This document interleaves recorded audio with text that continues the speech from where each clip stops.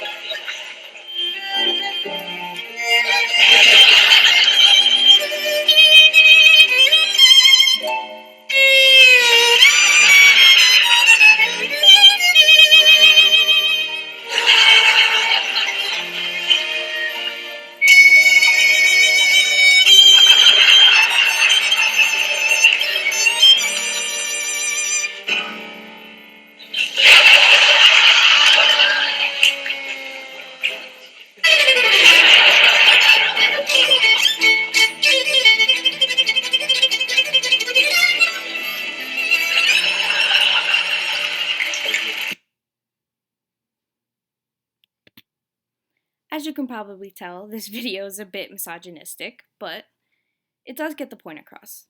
Throughout the video, the man sitting across from the woman sees her differently after every sip of alcohol he takes.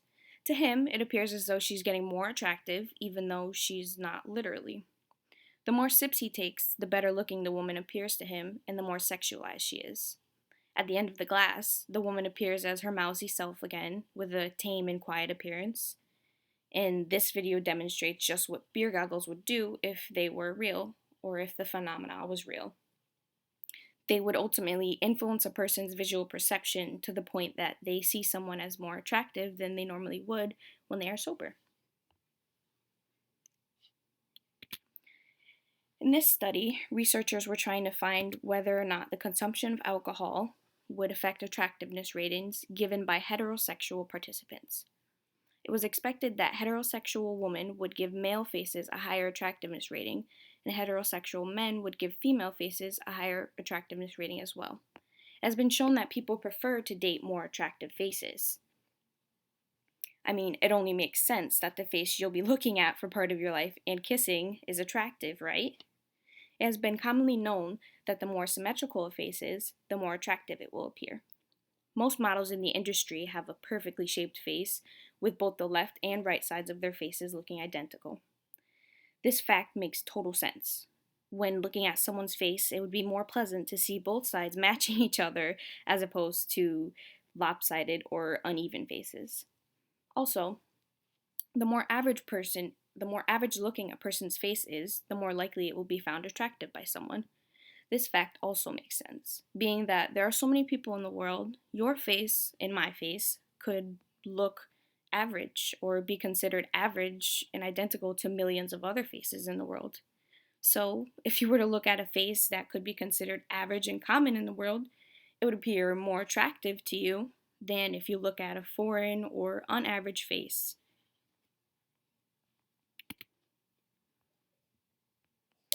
There are several theories that have been proposed to explain the link between alcohol consumption and risky sex.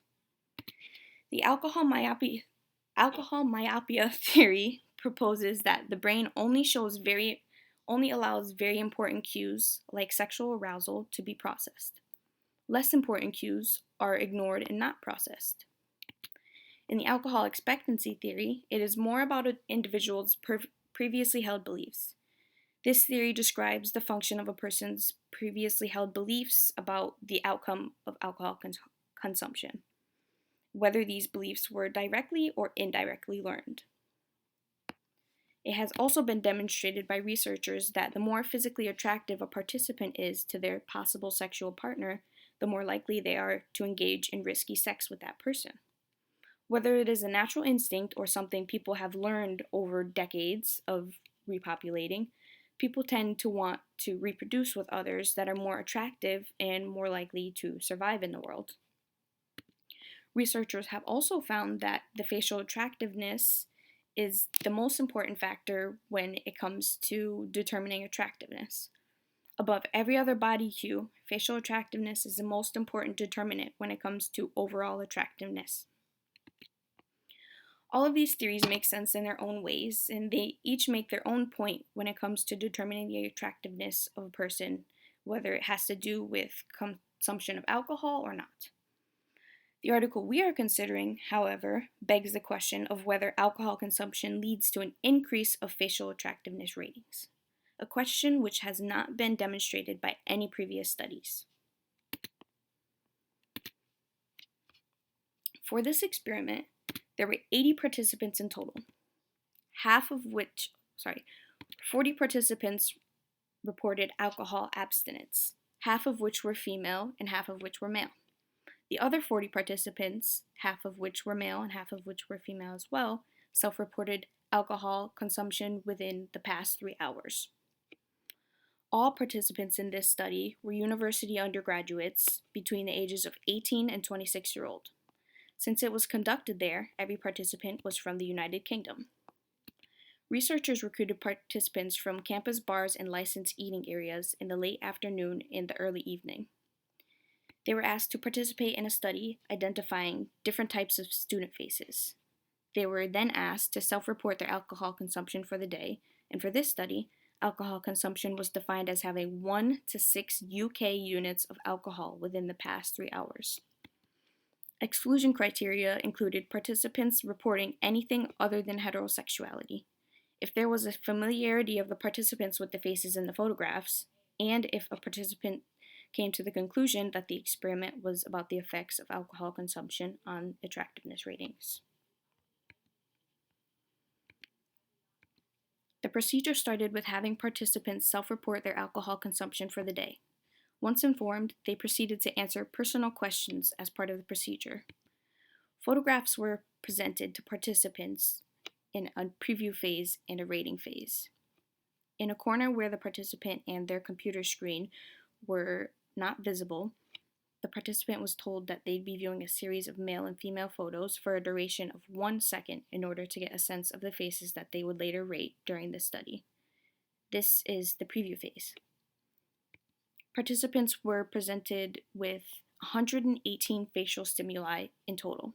To view these photos, they used Apple PowerBook G3 laptops with SuperLab 1.75 software installed.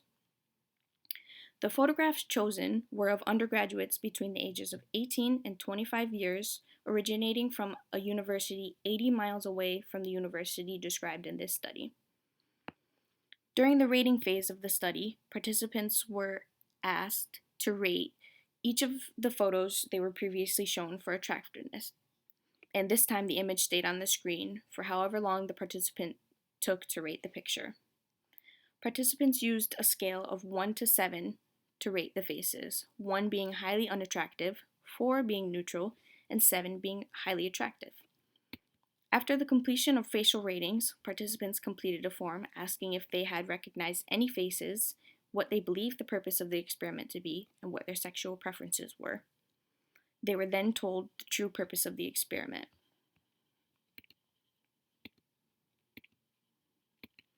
There were several independent variables for this study. First independent variable was whether participants had consumed the required amount of alcohol, which was 1 to 6 UK units, or whether they had consumed none at all. The next independent variable was the gender of the participant that was rating the photos.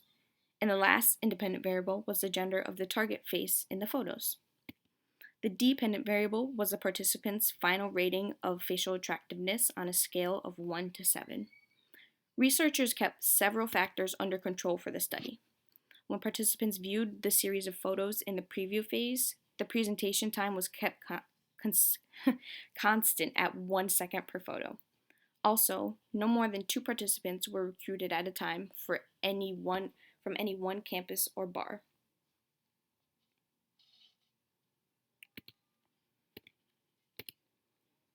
Figure 1A is the most significant graph from the study. It shows the most important results of the experiment. In these results, data from 14 undergraduates were excluded from the study. 1 person recognized one of the faces from the array of photos, 9 people self-reported a sexuality other than hetero, and 4 people implicated alcohol for the purpose of the experiment. In total, data from 80 participants were presented and used for the results. Here, vertical lines in the graphs represent the standard error of the mean. Standard error of the mean represents the accuracy of the mean of any one sample as compared to its true population mean. As you can see, in Figure 1A, females that had consumed alcohol, this solid black dot, rated male faces higher than females who did not consume alcohol, this blank dot. The same could be said for males who consumed alcohol. They rated female faces higher than males who had not consumed alcohol. Though, when it came to females rating female faces and males rating male faces, there was no overall effect for these same-sex ratings. Here you can see X's on the graph to show this non-significant data. In this graph, females who did consume alcohol rated male faces an average of 3.98, whereas those who did not consume alcohol rated male faces an average of 3.32. Males who consumed alcohol rated female faces higher than those who did not as well. Males who had consumed alcohol rated females an average of 4.09, and those who did not consume any alcohol rated female faces 3.49.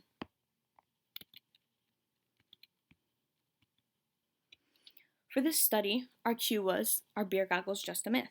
To answer this question, yes, beer goggles are just a myth. This study did not demonstrate an increase of risky sex after alcohol consumption, therefore it did not demonstrate an example of beer goggles.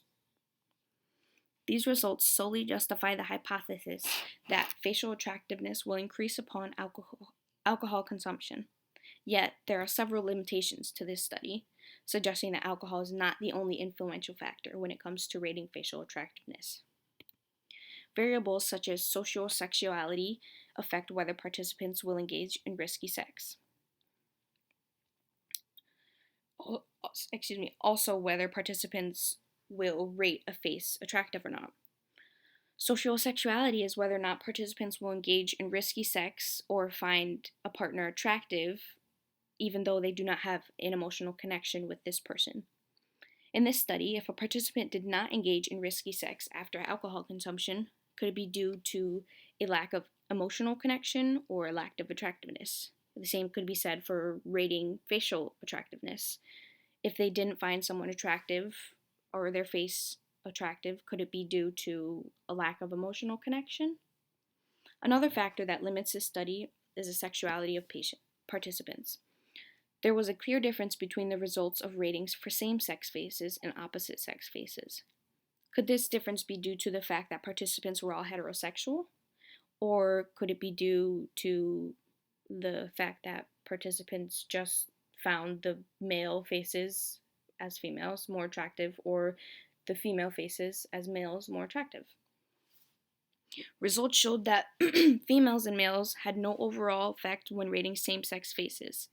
Would this result be different if participants were all homosexual? And what about if they were a mix of homosexual and heterosexual participants? Finally, the researchers in this study did not manipulate alcohol consumption. They simply found participants that had already consumed alcohol and participants that had not consumed any.